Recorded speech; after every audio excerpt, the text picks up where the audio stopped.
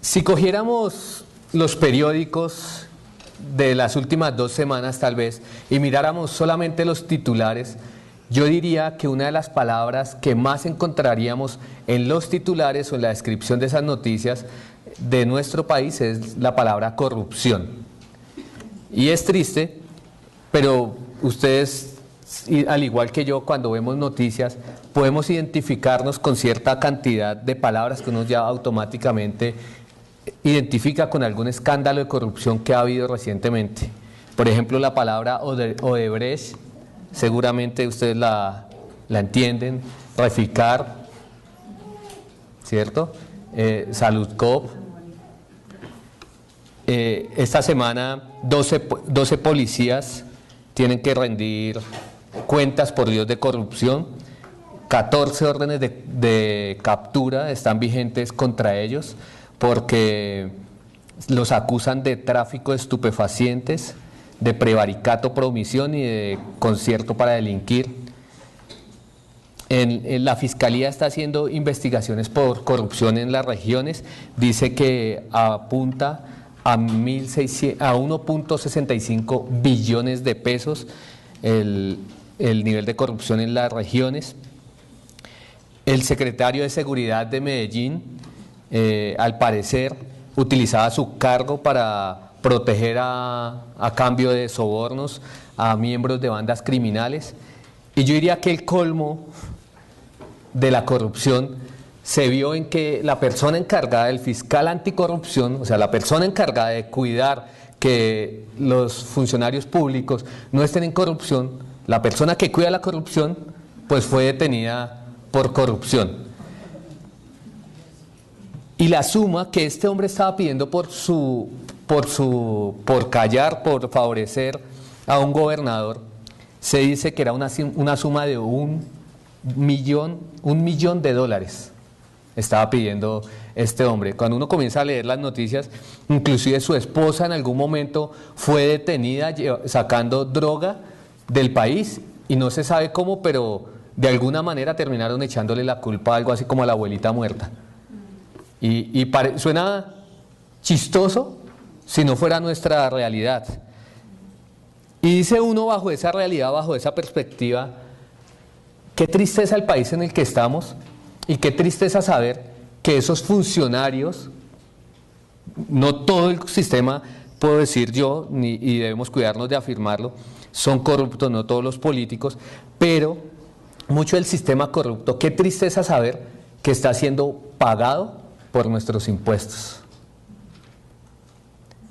Y yo no sé si a usted, pero a uno le genera escalofrío, le llega incluso a indignar ver cómo todas estas personas, por ejemplo, gastan dinero en viajes, en viáticos que no deberían estar gastando, del dinero que los ciudadanos como usted y como yo estamos pagando. Y la pregunta que nos hacemos y que debemos hacernos ante ese escenario es si bajo esa realidad los colombianos deberíamos seguir pagando impuestos o si hay otra alternativa.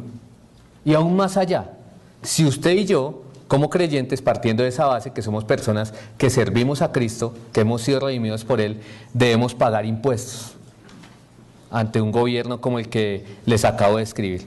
Y la respuesta nos la da el apóstol Pablo en los versículos que vamos a estar estudiando hoy. Y nos la da de manera muy práctica y de manera muy concisa y clara, como es la palabra de Dios. Miren el versículo 6 y 7 de Romanos 13, que es el que vamos a estar estudiando. Dice el apóstol Pablo: pues por esto pagáis también los tributos, porque son servidores de Dios que atienden continuamente a esto mismo. Pagad a todos lo que debáis. Al que tributo, tributo. Al que impuesto, impuesto. Al que respeto, respeto. Al que honra, honra. Y si quiere una respuesta corta que quiero explicar un poco más, la respuesta corta es sí. La respuesta corta es sí, así lo ha designado nuestro Señor para los creyentes. Y ya vamos a ver un poco más, porque obviamente es natural que ante el mal manejo en muchas ocasiones del dinero y del poder surja la inquietud de debe haber otra opción, pero vamos a ver que no. En estos versículos de Romanos 13, Pablo ha estado escribiendo la relación que debe tener un creyente con el gobierno y debe estar marcada por dos acciones que podemos resumir. Una es el sometimiento, y eso lo estuvimos estudiando hace unas semanas. De pronto los que no pudieron estar en YouTube, siempre tenemos abierto un canal y ahí vamos a estar subiendo siempre todas nuestras enseñanzas, todos nuestros sermones, y esa es la primera enseñanza. El primer mandamiento es someterse a las autoridades que Pablo presentó en los primeros 5 versículos de Romanos 13. La segunda acción que nos relaciona a nosotros con el gobierno civil es el pago de los impuestos. Eso nos debe caracterizar. Hoy nos vamos a ocupar realmente del deber cristiano de pagar los impuestos. De eso nos vamos a ocupar nosotros. En el contexto específico de toda la carta, lo que Pablo ha hecho, y lo hace en muchas de sus cartas, en varias, es partirlas en dos. Una parte casi, no digo completamente, pero casi completamente doctrinal, y otra parte que tiene con un énfasis más práctico. Romanos es igual. Los primeros 11 capítulos tienen un énfasis muy doctrinal. Los segundos o el resto de capítulos, desde el 12 en adelante, entonces dicen cómo debe vivir una persona que ha entendido correctamente el evangelio que Pablo presentó, ese evangelio que es poder de salvación para todo aquel que cree, sea judío, sea griego, sea gentil, como somos nosotros. Entonces, desde el capítulo 12 es la aplicación, la práctica de cómo debemos vivir nosotros. Y lo que Pablo ha hecho allí es mostrar que una persona que ha sido transformada, que ha sido salva, transforma sus relaciones. ¿Qué es esto de transforma sus relaciones? Bueno, la primera relación que un cristiano, si realmente ha nacido de nuevo, si tiene una fe verdadera, la primera relación que un cristiano transforma es la relación con Dios. Y lo vemos en los primeros versículos, dice el versículo 1 de Romanos 12, así que hermanos os ruego por las misericordias de Dios que presentéis vuestros cuerpos en sacrificio vivo, santo, agradable a Dios, que es nuestro culto racional. Entonces, la primera relación que es transformada es que nosotros ahora vivimos para Dios, vivimos una vida sobrenatural y nos presentamos como un sacrificio vivo, agradable a nuestro Dios. Pero no es la única relación, sino que también la relación con nuestros hermanos cambia y es una relación de amor. Y de esto es de lo que más se ocupa, no solamente en el capítulo 12, sino que incluso va hasta el 13. Vean el versículo 9. El amor sea sin fingimiento, aborrecer lo malo, seguir lo bueno, amados los unos a los otros con amor fraternal. En cuanto a honra, prefiriéndoos los unos a los otros. Y realmente lo que Pablo está hablando en toda esta sección es del amor, pero hace una especie de paréntesis, porque si ustedes pueden ver el versículo 9, el versículo 10, perdón, de Romanos 13, vuelve a hablar del amor. Dice, el amor no hace mal al prójimo, así que el cumplimiento de la ley es el amor. Entonces, en medio de Pablo estar hablando de cómo deben ser las relaciones de los creyentes, él hace un paréntesis. Y en ese paréntesis, ¿de qué habla?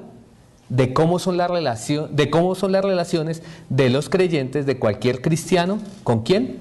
Con las autoridades. Y es ahí que nos encontramos. Y a mí me parece muy interesante que Pablo no lo haya dejado para después, que Pablo lo haya puesto ahí, porque yo creo que hasta cierto punto es fácil decir, yo amo a Dios, yo amo a mis hermanos, pero con el gobierno hay sí nada que ver.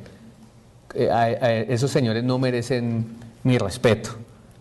Y más cuando vemos que hay situaciones que realmente a veces despiertan cierta cantidad de emociones y cierta cantidad de inconformismos. Entonces, Pablo sabiamente está poniendo en orden que la relación o la forma como nosotros nos relacionamos con la autoridad es una muestra del amor a Dios, si es verdadero, y del amor a los hermanos. En últimas, es una muestra si nuestra fe es verdadera o si nuestra fe no es verdadera. Entonces, como les venía diciendo hace un momento, lo primero que debe identificar a un cristiano es ¿qué? La sujeción, ¿cierto? Y miren el versículo 3, el versículo 6, que es donde vamos a estar estudiando hoy, dice, pues por esto pagáis también los tributos. ¿Qué es por esto? O sea, Pablo está diciendo, así que, ya que, por eso, ¿sí? Está dando una razón, y lo que está diciendo es que pagar los impuestos es parte de nuestra sumisión a la autoridad. Es parte integral de lo que él venía explicando en los primeros versículos. Solamente quiero hacer un breve resumen, pero el creyente debe someterse a las autoridades civiles, independiente de su moralidad, independiente de sus creencias, independiente de su fidelidad, independiente de cualquier otro aspecto de su filiación política, por ejemplo.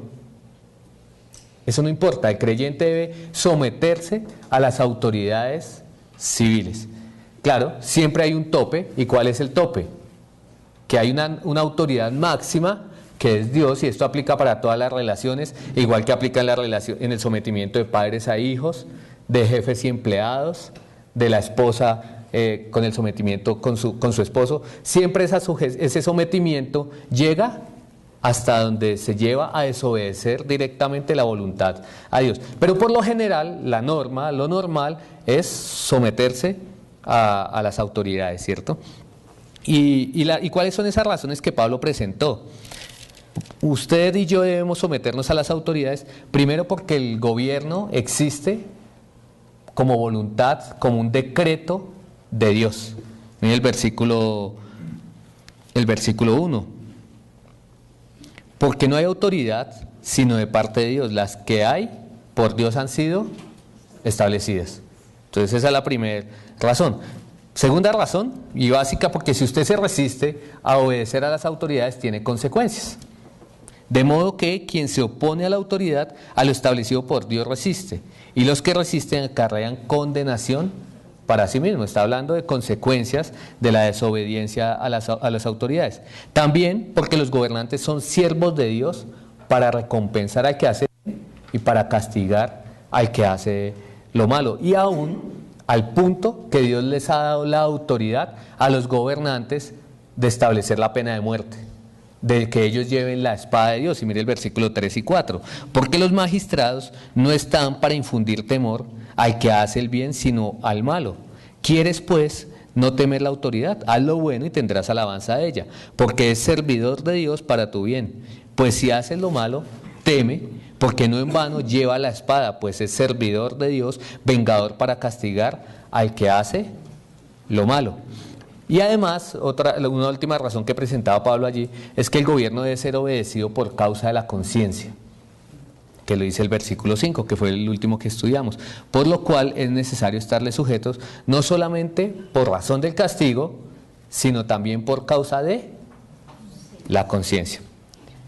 Entonces, retomando en nuestro texto hoy, el enganche es, pues por esto, o sea, además del sometimiento, también ¿qué haces? Pagas tus impuestos. La palabra que se traduce aquí como tributo en la versión Reina Valera, la Biblia de las Américas intercambia las palabras, pero al final ustedes se van a dar cuenta que en este caso aplica lo que aprendíamos nosotros en matemáticas, que el orden de los factores no altera el resultado, es así. Esa palabra por lo general se usaba para impuestos pagados a individuos, especialmente los impuestos pagados por un ciudadano de una nación subyugada, como es el caso de Israel, que estaba subyugado por el Imperio Romano. Probablemente este tributo, el que hace referencia aquí, era una combinación, era de un gravamen que iba dado por el ingreso que la persona tenía y también sobre la propiedad, muy parecido a como ocurre hoy en día. Sin embargo, aquí esta palabra es usada por Pablo para referirse a la obligación del creyente a pagar todos sus tributos. Todos, absolutamente todos los tributos, incluso los tributos opresivos y los tributos que eran injustos para los judíos. Quiero, antes de hacer un desarrollo completo, mencionar que para los judíos no era algo nuevo el pagar impuestos. El pueblo de Israel toda su vida había pagado impuestos. De hecho, todas las sociedades, toda la vida han pagado algún tipo de impuesto, algún tipo de tributo. Si ustedes van a Génesis 47, ustedes recordarán José estaba al servicio de Faraón en medio de un tiempo de hambruna tremenda, en el que iban a haber 7 años de hambruna y luego, perdón, 7 años de abundancia y luego 7 años de hambruna. Entonces José, estableció que la quinta parte, o sea, un 20% de los cultivos de todo iba a ser dado al faraón. Pero eso no fue solamente en los tiempos de abundancia, sino que también él lo estableció para los tiempos de escasez. Miren, estamos en el 47, versículo 23 en adelante, y José dijo al pueblo: he aquí, os he comprado hoy a vosotros y a vuestra tierra para Faraón. Ved aquí semilla y sembráis la tierra.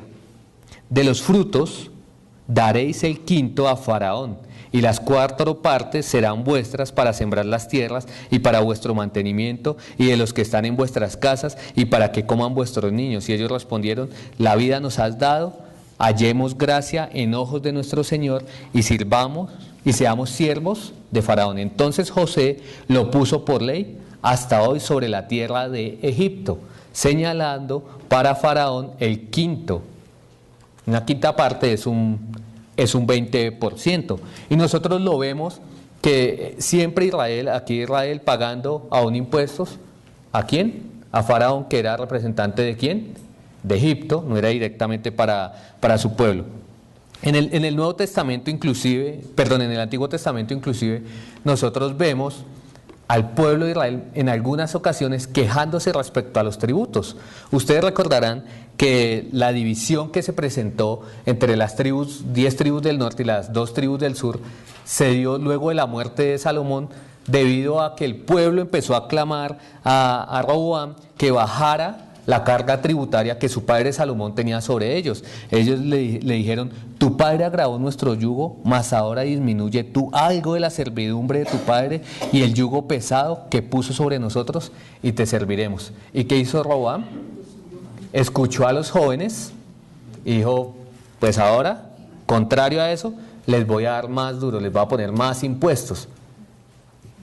¿Y qué ocasionó eso? Una sublevación, se dividió el reino, y de ahí en adelante es lo que nosotros conocemos como el reino del norte y el reino del sur.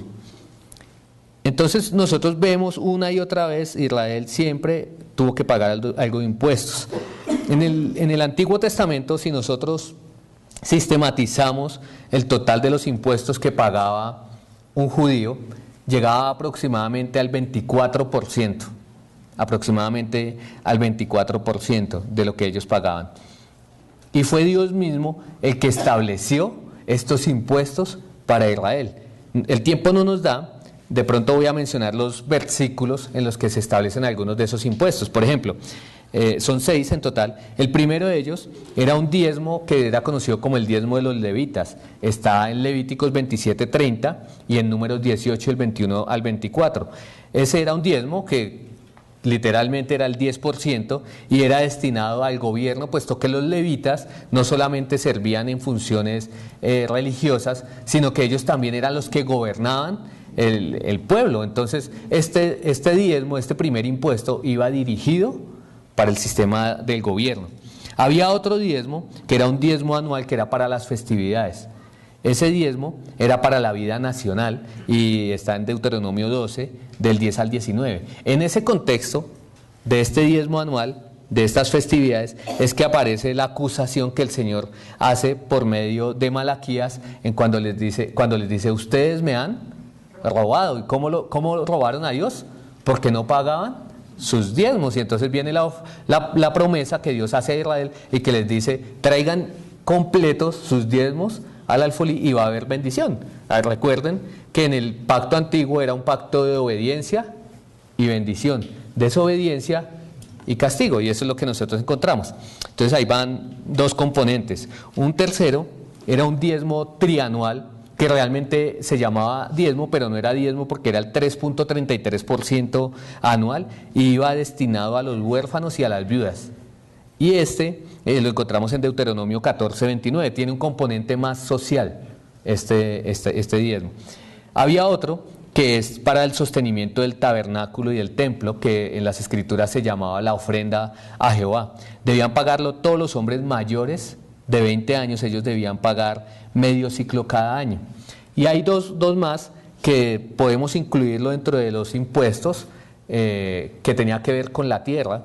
Uno era que al final de cada estación de siembra ellos debían dejar el cultivo al final sin cosechar para los pobres y que ellos recogieran lo que quedaba y tuvieran sustento.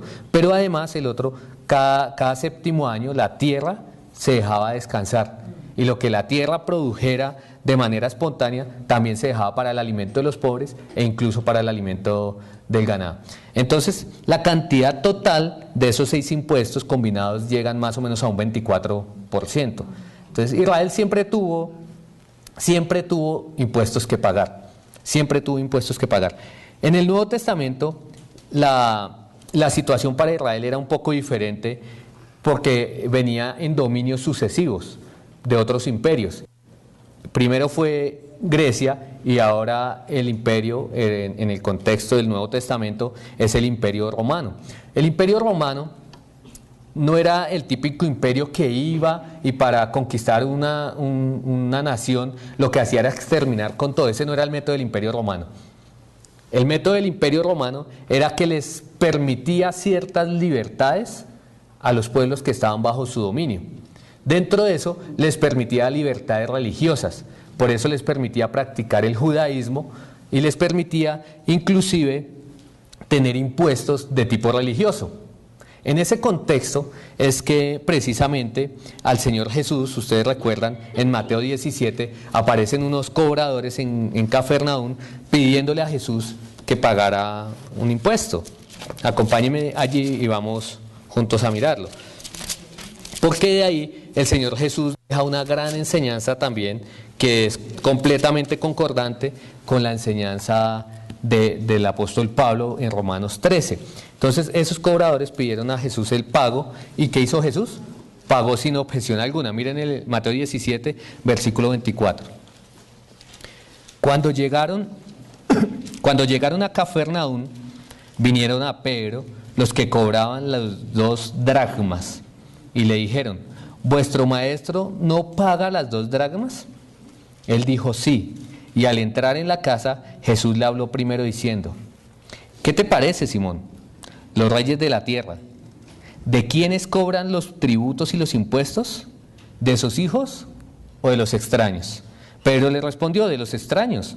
Jesús le dijo: luego los hijos están exentos. Sin embargo, para no ofenderles, ve al mar y echa el anzuelo, y el primer pez que saques, tómalo, y al abrirle la boca hallarás un estrato, tómalo, un estátero, tómalo y dáselo por ti y por mí. Jesús ahí dejó claro que él no estaba obligado a pagar el impuesto. Eso es algo importante. Él no estaba obligado a pagar el impuesto para el sostenimiento de su propia casa y sin embargo lo hizo. Es que piensen ustedes un momento. ¿Jesús tenía que pagar algún tributo siendo el Hijo de Dios? ¿Siendo el dueño de todo? Obviamente no. Y menos en el sistema religioso donde este impuesto, que como les digo los cobradores de Cafarnaúm estaban pidiendo, este impuesto iba destinado al templo. Entonces si Jesús es el hijo del dueño de la casa de Dios, él no tenía por qué pagar impuesto. Y sin embargo, él le dice, deja claro a Pedro solamente, que él no debía pagar el impuesto, pero ¿qué hace? Va y le dice a Pedro: vaya, y que de manera milagrosa, en la boca de un pez, va a haber una moneda, que es este estatero, que esa moneda equivale exactamente a 4 dracmas, que era lo que debía pagar Pedro y Jesús juntos. Entonces, este pasaje nos deja mucho que entender. ¿Por qué? Porque la corrupción que nosotros vemos, de la que les mencionaba ahorita, los malos gobiernos no son nuevos y no son solamente en Colombia. En el tiempo de Jesús, obviamente, el gobierno estaba corrupto en esos tiempos. Algunos encuentran excusa para el no pago de los impuestos en el mal uso que el gobierno le da a eso, en la mala administración, en la corrupción que hay. Y sin embargo, a nosotros este caso nos sirve para que entendamos que el Señor Jesús nunca utilizó de excusa el mal sistema de gobierno. Hay una premisa de la que nosotros tenemos que limpiarnos y que tiene el pueblo colombiano, y es que creen que está bien robar al gobierno, que está bien robar al gobierno, que está bien robar a los ricos. Y nosotros como cristianos no podemos caer en eso. Nosotros como cristianos tenemos que pagar lo que corresponde al gobierno. El Señor Jesús no lo hizo así. El Señor Jesús no usó de alguna excusa, sino que Él pagó completamente su ofrenda. En este caso, la contribución que el Señor Jesús estaba dando, ¿a dónde iba a parar? Iba a parar a las arcas del sumo sacerdote y a los principales, justo quienes después se iban a confabular para juzgarle y para condenarle a muerte. Ese dinero iba a parar justo en las arcas de los que lo iban a entregar.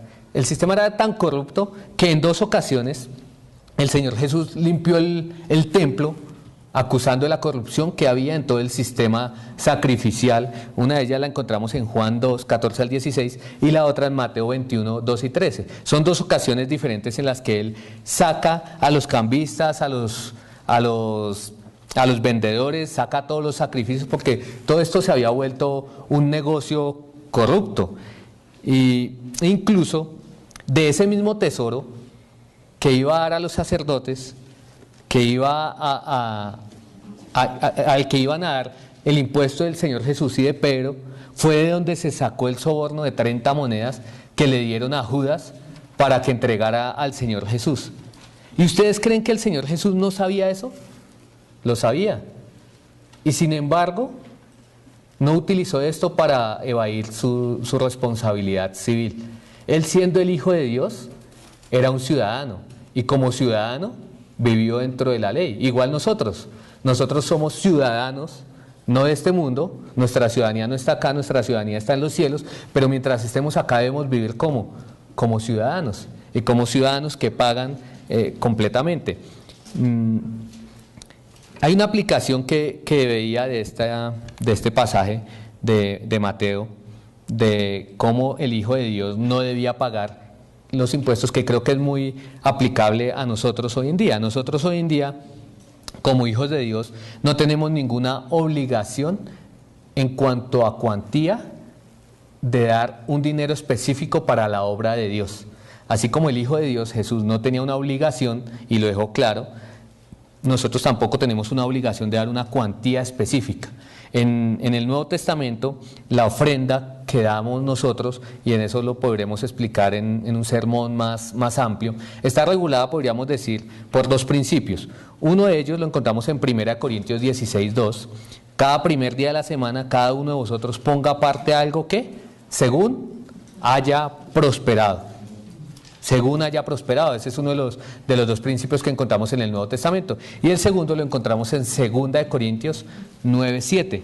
Y tiene que ver con la actitud que nosotros debemos tener al ofrendar. Y es cada uno de como propuso en su corazón. Una vez más, según haya prosperado como propuso en su corazón. Pero la actitud, ¿cuál es?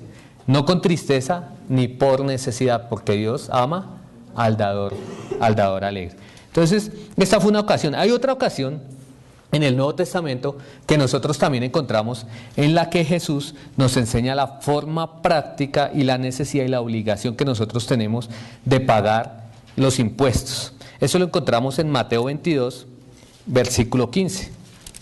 Ahí un poco más adelante.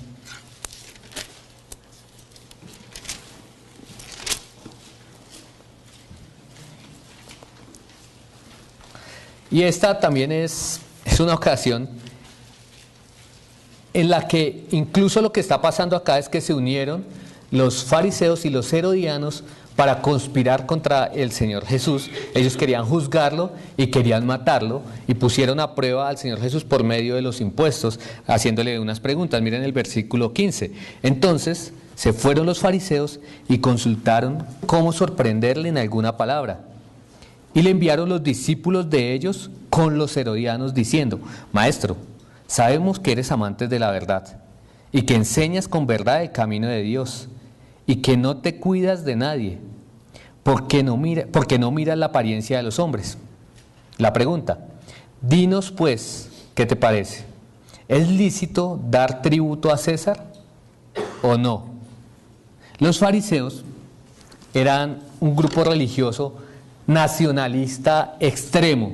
Entonces, como nacionalistas judíos extremos, ellos odiaban a los romanos.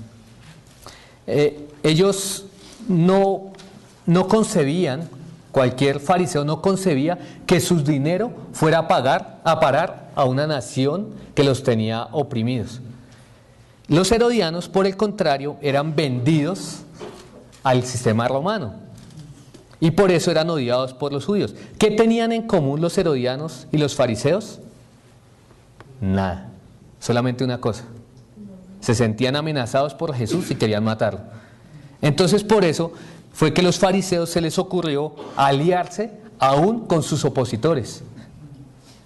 Eso fue lo que hicieron. Ellos sabían que si ellos llevaban una acusación de Jesús ante Roma, pues no les iban a poner cuidado, porque después de todo los fariseos siempre eran los que no estaban de acuerdo con el sistema romano. En cambio, si la acusación era llevada, la acusación de traición del Señor Jesús era llevada por los herodianos, pues la iban a recibir de una mejor manera, y esa fue la estrategia que utilizaron estos dos grupos, uno más religioso y el otro más político, para ponerle una trampa al Señor Jesús. La respuesta del Señor Jesús, versículo 18: pero Jesús, conociendo la malicia de ellos, les dijo: ¿por qué me tentáis, hipócritas? Mostradme la moneda del tributo. Y ellos le presentaron un denario. Recuerden, un denario era la moneda equivalente al soldado de un día, al salario de un día de un soldado romano. Entonces ellos sacaron esa moneda. Entonces les dijo: ¿de quién es esta imagen y la inscripción? Le dijeron: de César. Y les dijo: dad pues a César lo que es de César y a Dios lo que es de Dios. La moneda tenía por un lado el rostro del que emitía la moneda. Es posible, no se tiene certeza, si para ese momento todas las monedas tenían el rostro de Tiberio César o tenían el rostro de Augusto, porque el que estaba gobernando en el momento, el César era Tiberio, pero es posible que todavía estuvieran en circulación monedas viejas. Y por el otro lado tenían una imagen del mismo César sentado usando vestiduras sacerdotales. Los judíos consideraban que el hecho de que esa imagen estuviera en la moneda era una idolatría, era una violación al segundo mandamiento. Entonces era una doble ofensa. Y sin embargo, con todo este contexto, el Señor Jesús respondió de una forma que, debemos decirlo, no fue una estrategia para evitar su muerte, porque si él quisiera evitar su muerte, pues no hubiera permitido más adelante que los soldados romanos lo cogieran. No era una estrategia para eso, sino que simplemente él estaba enseñando acerca del pago de impuestos, y lo estaba dejando claro como un ejemplo para sus judíos, para sus discípulos, para que ellos lo vieran de manera clara. Miren lo déspota del gobierno romano, lo paganos que eran, lo injustos, el hecho de que la imagen que la moneda tuviera una imagen grabada del César, que incluso se llamaba a sí mismo hijo de los dioses, no fueron argumentos nunca para eliminar los impuestos. Y eso es lo que Pablo está reiterando. Si nosotros volvemos a Romanos 13, es la verdad que Pablo está reiterando.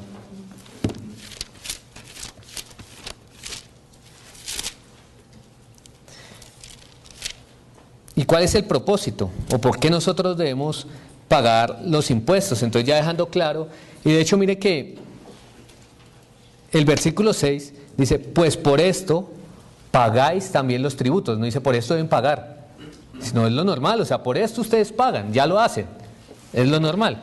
Y da la razón: porque son servidores de Dios que atienden continuamente a esto mismo. Debemos pagar impuestos porque las autoridades son servidores de Dios. Ya lo había dejado Pablo claro en el versículo 4, son servidores de Dios. Lo que Pablo quiere resaltar aquí es que estas autoridades, así no reconozcan, así no sean conscientes, en realidad están al servicio de Dios y al servicio de los propósitos de Dios.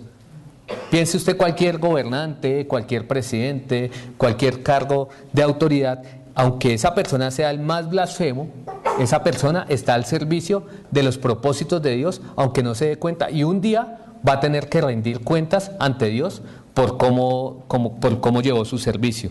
Esa palabra que se utiliza ahí no es la palabra que en griego más se traduce como siervos, como servidores, que es doulos, sino es leitorgus, que es de donde se toma la palabra más adelante liturgia, un servicio. Es esa palabra que también se utilizaba en el contexto específicamente para referirse a un servidor público. Y llama la atención algo acá también importante, es que ¿quién es la persona que escribe esta carta? Pablo, el apóstol Pablo. Y el hombre que está escribiendo aquí, diciendo que ellos son servidores de Dios, que continuamente atienden a eso mismo y que por eso debemos pagar los impuestos, es el que antes fuera un fariseo que no contemplaba en su cabeza el hecho de pagar impuestos. Entonces vean lo que es de manera práctica una persona que es transformada, que nace de nuevo y que cambia su mentalidad. Porque Pablo dice, ok, aunque antes yo no estaba de acuerdo con el pago de impuestos, ahora entiendo que las autoridades están al servicio de Dios. Y como yo soy siervo de Dios y amo a Dios, entonces pago impuestos. Y de manera igual ustedes lo deben hacer. Miren, no pagar impuestos es un delito. Es un delito. Pero además de ello, es un pecado. Es rebelión a las autoridades. Pero además es desobediencia a las órdenes de nuestro Dios. Es así. Miren, un teólogo, un padre de la iglesia del siglo II llamado Justino Mártir, en una ocasión escribió una carta al emperador romano Antonio Pío, en la que él escribe lo siguiente. Y mientras leo un párrafo quiero que pongan atención a cómo esto describía cuál era el comportamiento de los cristianos del siglo II. Abro comillas. En todas partes, nosotros, los cristianos, con más celeridad que todos los hombres nos esforzamos en pagar a quienes ustedes han designado los impuestos tanto ordinarios como extraordinarios, tal como fuimos enseñados a hacerlo por Jesús. Más adelante en esa misma carta dice, por eso rendimos adoración solo a Dios, pero en las demás cosas les servimos con gusto, reconociéndoles como reyes y gobernantes de los hombres y orando para que al lado de su poder regio también sean hallados en posesión de buen juicio. Vean, esta era la actitud, y esa debe ser nuestro compromiso que nos identifique como creyentes. Que nosotros somos obedientes a las autoridades y que nosotros somos prontos en pagar justamente nuestros impuestos. Y noten ustedes algo importante, es que este respeto al gobierno por parte de los cristianos se había dado antes que el Imperio Romano fuera cristianizado. Es decir, antes que la religión cristiana fuera la religión oficial, cuando todavía el imperio los estaba oprimiendo. Entonces, en el versículo 7, Pablo lo que hace es, de alguna manera, mostrar los particulares de ese pago de impuestos. Y yo diría que lo que hace es hacer un resumen de los 6 versículos anteriores. Dice, pagad a todos lo que debáis, al que tributo, tributo, al que impuesto, impuesto, al que respeto, respeto, al que honra, honra. Dice, pagad a todos lo que debéis. Una traducción más literal podría decir, pagad a todos lo debido.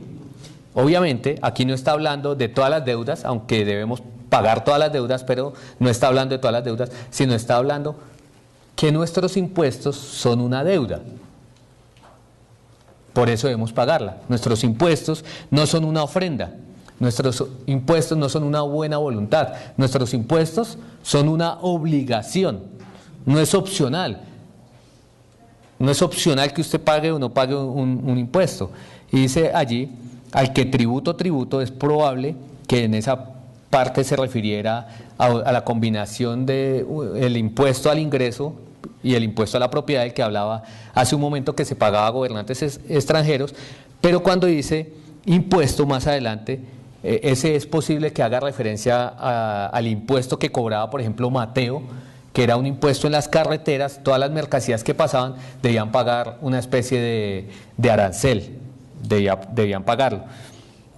Pero además de hablar de los impuestos en este versículo, Pablo cierra el tema regresando a la actitud que nosotros debemos tener con los gobernantes. Entonces no solamente ha dejado claro que debemos pagar los impuestos, sino recuerda una vez más, paguen los impuestos, pero aún tengan un trato adecuado con los gobernantes. Dice, al que respeto, inclusive se puede traducir al que temor, al que honra, honra. Esto se refiere a qué? A tener una estima sincera, una estima auténtica, una estima no fingida por las autoridades. Hago una aclaración antes de cerrar con una conclusión. Obviamente los cristianos, usted y yo, estamos en la obligación de pagar impuestos, pero obviamente, al igual que en la sujeción, podemos utilizar todos los recursos legales que están a nuestra disposición para, por ejemplo, deducir impuestos. Si un cristiano considera que la declaración de renta, que un impuesto le llegó muy alto, puede apelar, puede usar los medios legales y eso no tiene nada de pecaminoso. Pero una vez se acaban los recursos legales, un cristiano, ¿qué debe hacer? Debe pagar los impuestos. Entonces notemos nosotros aquí que el pagar nuestros impuestos, que la sujeción a las autoridades, no tiene nada que ver con que la autoridad sea buena, no sea buena, sea cristiana, sea moral, no tiene nada que ver inclusive con que los impuestos sean justos o sean exagerados.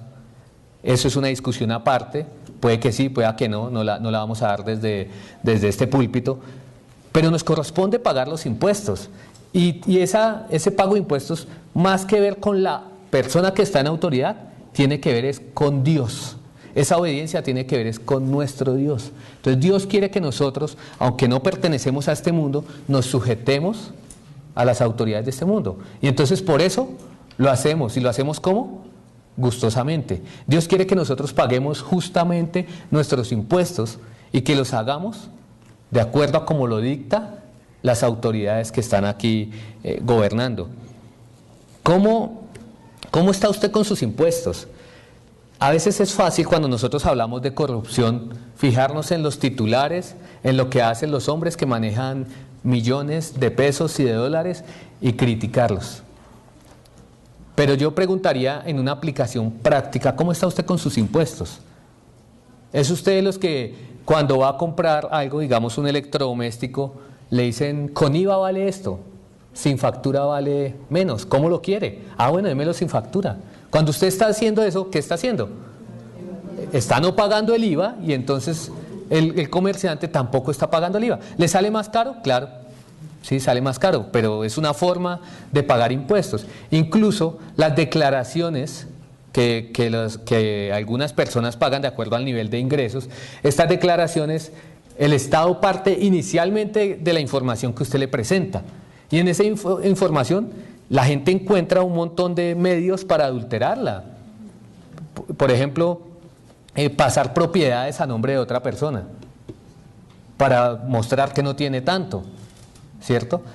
Ignorar ingresos, no mostrar todos los ingresos y de esa manera entonces no tiene que pagar impuestos sobre todo.